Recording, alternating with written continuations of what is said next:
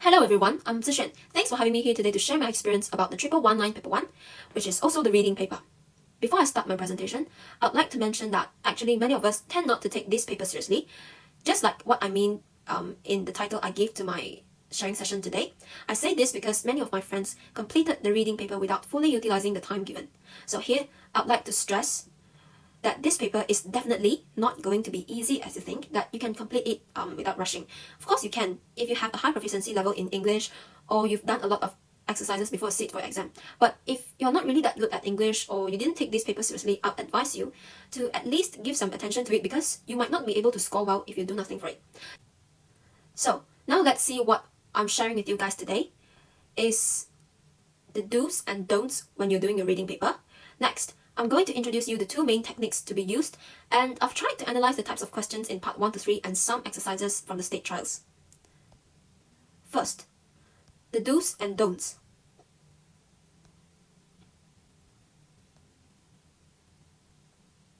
Okay, I'll start with the do's first.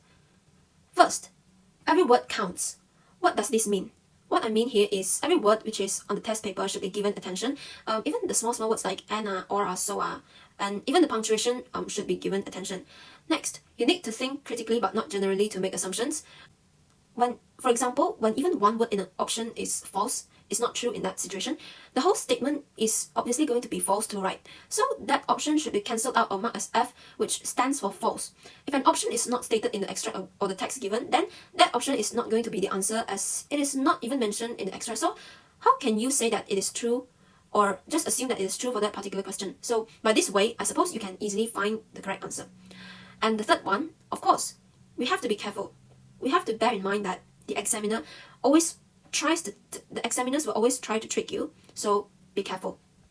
Last, you should do more exercise to develop your own techniques to tackle each part of the question. Next, the don'ts. First, don't ever make assumptions. Don't ever assume that an option is the answer just because, oh, it sounds logical, it sounds quite right, or it sounds correct to me. But bear in mind that you need to answer the questions based on the text and the extract given, okay? Answer without thinking for even 1 sec. What I mean here is, what I actually infer here is those who didn't scribble their paper to analyze the question. Of course, when you are scribbling the paper, when you're scribbling on your test paper during the exam, you are actually kind of thinking, processing the information that you receive, and that's why I would suggest you scribbling your test paper because by scribbling, you can actually find the keywords and key points without missing out any important information, okay? The next one is grammar is not important. This perception is actually by some of my friends who think that we have nothing to revise before sitting for our reading paper. We have to know that actually grammar is important also. All the tenses, modals, and clauses will carry different meanings, and if you don't master them, you'll be tricked. You'll be tricked without yourself knowing it. Okay. Next, don't ever use pens. Only use pens when you think it is necessary. Like, well, I find this keyword so important.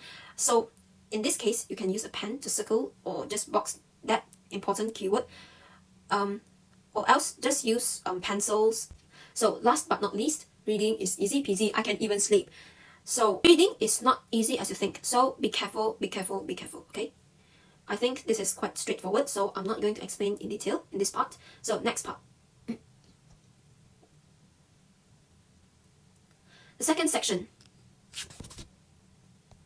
I'm going to share the two main techniques in reading with you guys, but I'm sure that some of you have already known these techniques, which is the skim and scan techniques, but I believe that there are also some of you who still don't know about these two techniques yet. Before introducing these two techniques, I want to mention that what I'm going to talk about these two techniques is just a rough idea about how you're going to read fast when you're doing the paper, and so you need to practice more to implement these two techniques when you're doing your reading paper, so that you can read fast as possible when you're sitting for the exam, okay? Okay, here we go. First, skimming means you read rapidly to get a general overview of the material, and it is usually applied to read a short paragraph, but not the whole essay. So before you read a paragraph in detail, you can try to grasp the rough idea or topic conveyed by that paragraph first, so that you know what it is roughly about. So when you are reading in detail, it will be quite easy for you to catch the details and all those keywords that the questions are trying to convey. Okay. Next, scanning. Scanning is a technique used when you want to find a specific information like an address, a figure, a telephone number, or a specific phrase. So when to use skimming and when to use scanning. In my opinion, you should integrate both these techniques in doing a reading paper. By this way, you can actually read really fast without missing out any important info. So in other words, skimming and scanning actually save up your time. So in this part, I'll share with you guys the analysis that I've made in order to get to know the types of questions that came out in the trials and SPM, but only for part 1 and 3. And for part 2, I will suggest some useful ways for you to improve your scores in part 2. Okay. So part 1. The first type of question is the true-false question, which is, I think, quite straightforward. Which of the following is true, which of the following is false, this type of question. And the second type of question is the question with the word except. This kind of question is actually quite confusing for me, because when you're reading so fast, you can actually miss out these kind of small words. I'm careless also, so this kind of question, I will always be extra careful when I came across this type of question. So the third type of question is the question asking for the purpose of writing, and if I'm not mistaken, this is the types of question in our batch, in the first question of our reading paper for our batch of SPM. And the fourth type of question is the question which asks us to choose the most suitable heading based on the content given, and the fifth one is the question asking for the reason of a particular situation or action. So in part 2, I'll share some useful ways in order to improve our score in part 2. So first, do practice analysis. I'm not going to explain in detail what analysis means, but I'll mention it in the last part of my sharing session. Okay. So the second way is to improve your grammar and vocabulary. This is a must for part 2, because part 2 is actually it can be quite easy and it can be quite hard also. But unfortunately, in our year, our batch of SPM, the question that came out in part 2 is actually quite hard, especially the collocation. The collocations that came out is not that common, I would say. So you can try to put some effort in improving your grammar and vocabulary. So the fourth one is actually to read more. When you read more, the collocations that you know actually increase gradually, and so when you have a wide range of collocations, I would say part 2 would be quite easy for you. Okay, the next part 3. The first type of question is the paragraph or line. This type of question is actually quite easy, because you don't have to read in detail from A to Z in order to find the correct answer for that particular question. And the second type is the question asking for the meaning of a phrase or word. And of course, it can be literal or figurative. If you are looking for example, you can refer the trial from Kelantan, if I'm not mistaken. The first question in part 3 is the question asking for the meaning of a phrase, and it is figurative.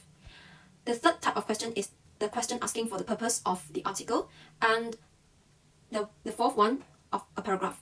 These two types sounds similar, but they are not the same, and they have different techniques in order to solve these questions. So I'd like you to figure out what is the difference between these two types of questions, and of course figure out what is the techniques or strategies in order to tackle these types of questions. And the fifth one is the moral of the story. This is quite easy also. Okay, so to summarize, in order to excel at the 1119 paper 1, you need to do as many exercises as possible. Okay, this is a must. I would say when you're doing exercise, it is not that, of course, you're applying the techniques and strategies you've planned for yourself, but more importantly, know where your weaknesses are, and so you can correct them, and you'll be more careful the next time when you come across the same types of question you got wrong previously. Okay, so you have to develop your own system or strategies or techniques, because you are the one who know which types of techniques and strategies suit you the most. Okay, scribble your paper, don't leave it clean.